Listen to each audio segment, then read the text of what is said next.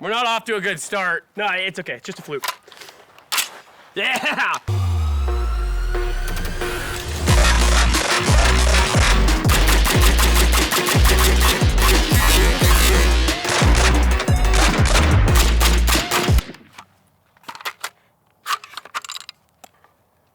Nah, it's probably just a fluke.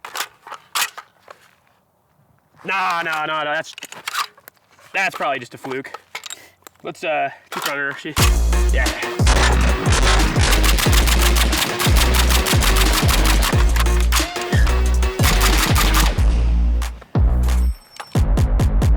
Should we let this cool down before we keep going, or? Yeah, she's probably good.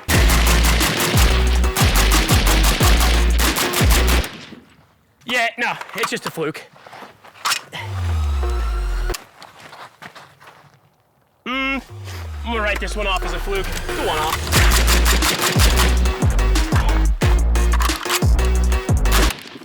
Nah, that's probably just a fluke. All right, the Zenith Firearms ZF56. Zenith, famous for their MP5 clones, has now come out with a milled-bodied, essentially, I'd say like HK53, 33 style 5.56 gun. Ideally, you'd have the benefits of a roller delay system, and if you're not familiar with what roller delay means, there are rollers inside the bolt that essentially, as the gun fires and builds up gas, will hold the bolt closed until it builds up enough pressure to unlock the rollers and send the bolt back. That delays the cycling of the gun, resulting in less gas fouling up the system, less gas in your face, as well as a softer recoil. So when I heard of a roller delayed 5.56 hitting the market, I was pretty jazzed. But before we get too far into the video, we have to tell you about special sponsor announcement. For Black Friday, we have selected all the brands that you see in basically every video, that being Surefire, Geisley, EOTech, all my favorite brands. There's a special web page where you can use coupon code Micah. The rest of the month of November, you can get all of my favorite brands that I hand selected and put into that page. Use the coupon code Micah as well as additional discounts. So I hope you guys can use that and abuse that and save yourself some cash. Americana Pipedream Apparel has literally been there since day one. He knows? What do you mean? He knows, God damn it! We have been by his side, hiding in secret for years. If he knew, why would he wait until now? Dear God. Unless... BUSSI! BUSSI! Don't you understand, Mac? He's gonna use discount code BUSSI to get 10% off at checkout! We're gonna go bankrupt! He's gonna use it on all 50 of our new products for Black Friday! Shooting Surplus. They'll take care of you. They love you, okay? They have great deals, so you will show them love in return. I know you will. Send them kisses, send them loves. Thank you, Shooting Surplus. I was really hoping that this gun would be super soft shooting. Disappointingly enough, it wasn't soft shooting. It actually recoiled pretty violently. I don't know why this thing recoils so hard. I'm just gonna like it.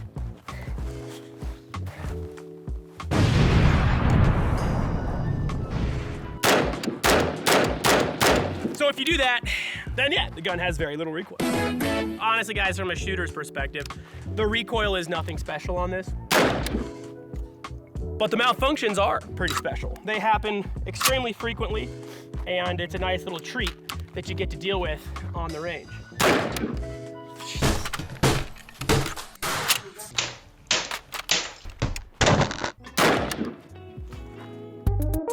Did we kill it?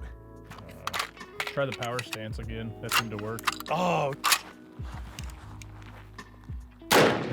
But as you can see, we are getting a hefty bit of malfunctions. I kind of wanted to save the malfunctions for the end and the post-mortem, but spoiler alert, the gun really doesn't run for me. I've tried KCI mags, Magpul mags, E-mags, Duramags, and I pretty much experienced the same thing with all of them. Didn't run very well suppressed, and obviously I was trying to run this unsuppressed to see if it maybe was the suppressor causing the issue. No, it's just the gun. The gun's causing the issue. Before we talk about all these crazy issues that I've been having, let's just talk about if the gun did work, how would we like it? If the gun did work, I cannot reach normal AR grip oh man, you have to like slide your grip over. But a normal AR grip, you can't reach the magazine release button.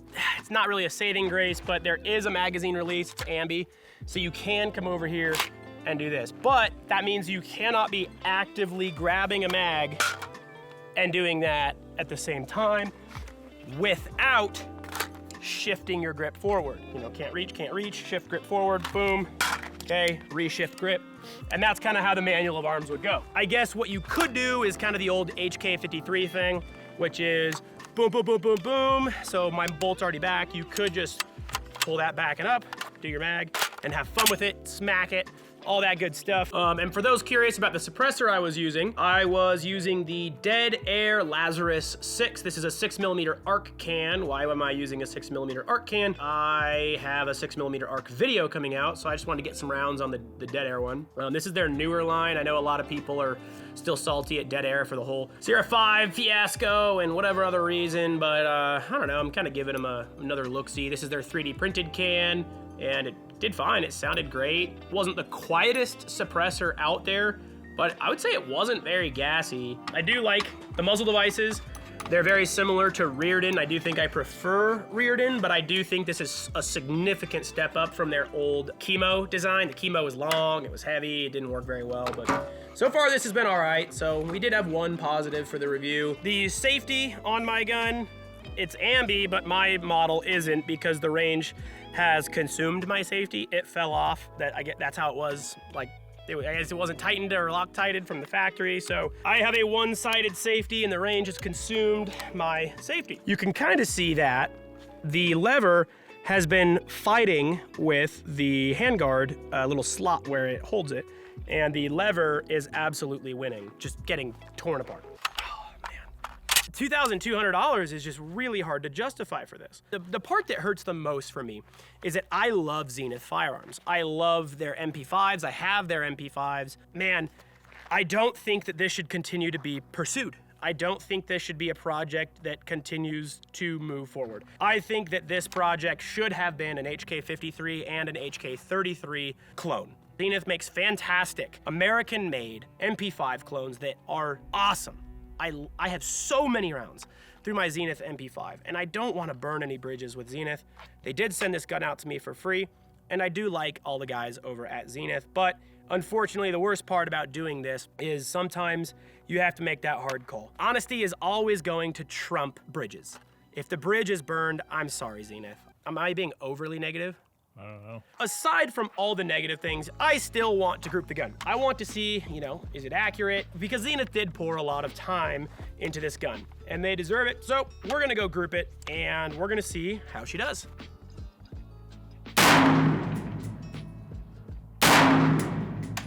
A new issue has come up.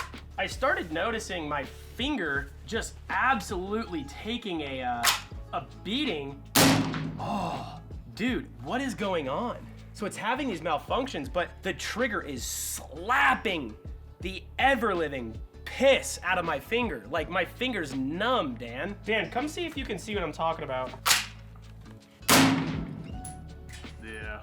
You feel that? Yeah, it like jolts forward really, really hard. Fire a couple more and see it feel. Malfunction. Did it slap your finger again? Yeah. Yeah, it's not pleasant. It hurts really bad. Like, yeah, for sure. So something weird, and I've used this Badlands ammo. This is pretty much what I group with. What's my coupon code? Come on, baby, what's the name? It's just Micah. So if you ever head over to Badlands Ammo, use coupon code Micah and save some money. I don't know what was going on though. I use this Badlands Ammo 85 grain to group a lot of my guns because it's just so consistent. I pull sub MOA, half MOA with this out of ARs all the time. Enter the problem child. My finger is basically going numb. I tried it with the other rounds. You don't really notice it, it's pretty light, but with these Badlands Ammo 85 grainers, that trigger is just blasting forward, like actually slapping the piss out of your finger. It just doesn't like this, like.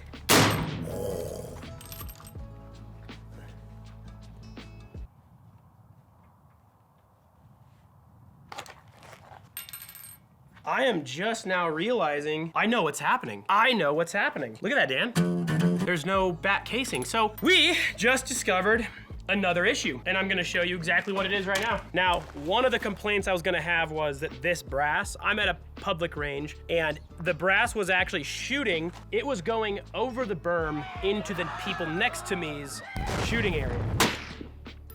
This gun is ejecting so hard that it is ripping the shell shock cases of these 85 grainers open. So hard. You'll notice these have shell shock cases. They're like hybrid, you know, there's like a little gap right there. This thing is ejecting so hard that it's ripping the rear part of that case off of the other part. So you'll notice this one's not gonna shoot out, it's just gonna drop because it's basically yeeting the back end of the case off, and then whatever's left kind of comes out with it.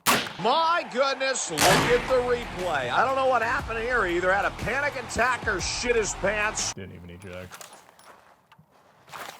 See that, Dan? How the case is split open and kind of angled? I've shot a lot of those rounds. Never have I seen that happen. This thing is absolutely tearing those parts around. Man, I feel like the longer this goes on, the more issues we just find. I feel like this was an overly negative review, and I didn't want it to be. I really liked the idea of a kind of newer, goofy looking roller delayed 556, but man, I also expected it to work. I can't recommend this to anyone. I'm sorry, I really do love Zenith. I love the people over at Zenith. They're all great people and they make a great product, but this one is not. Guys, I'm sorry for all the doom and gloom. Sometimes videos are like this, and you know, this one wasn't as funny and goofy and as you know, fun to watch as my other ones, but unfortunately that's how it goes. So guys, thank you for sticking around and watching this video. Take care. Holy smokes, are we back on the range with a second ZF-56 Zenith? I called them up and I told them, hey guys, your rifle kind of failed. And they were like, what the heck, our safety fell off and all these things they'd never heard of. They said, that is not indicative of the experience you should be having with our rifle. Now, it doesn't change my opinion, but we are where we are. We have the modernized version, the milled version, and we have a second one. This one is obviously not SBR'd. Once we actually get some more rounds on this second one, hopefully this one functions. All I've done is put about 20 rounds on it to get a rough 0, and I haven't seen if it works with all the mags and all these things, so we're gonna find out together with round 2 of the Zenith ZF56, okay? Round 2, fight! Okay, so to start off with, we have the same exact KCI mag that was failing in the first ZF56 that we got sent out. So we're gonna see if we can get through 30 rounds of this. We are using Badlands ammo, 55 grainers, their range ammo. Guys, if you want to use my coupon code, it helps my channel out because they supply me with ammo. Use coupon code Micah to save yourself some ammo, to save yourself some cash over at Badlands Ammo. And they're just the best guys. The new sample that I have been sent, obviously, is running dandy. Now that we actually have a functioning rifle, and my safety has not disappeared, let's get a 50-yard group. Interested to see how the 77 grainers do because those 85 grainers were giving me such bad trigger slap. So we'll see if that's still a feature. Oh, hell no, man. What the fuck? It's not a good sign. Oh, hell.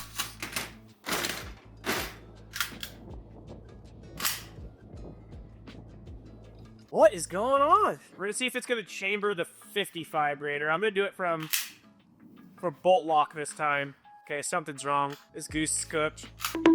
I don't see any primers. All right.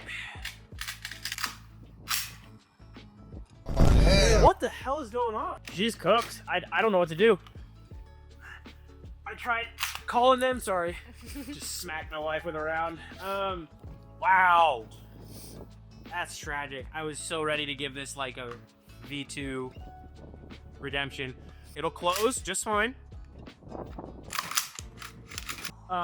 So it was cycling the Badlands just fine, but this thing is ejecting so violently and throwing brass so far that there is now a stuck round in my barrel and it is missing the rear case. So I don't know where the other half of that was, but it took an AAC round ripped it in half, and now I have a piece of empty brass just stuck in my barrel.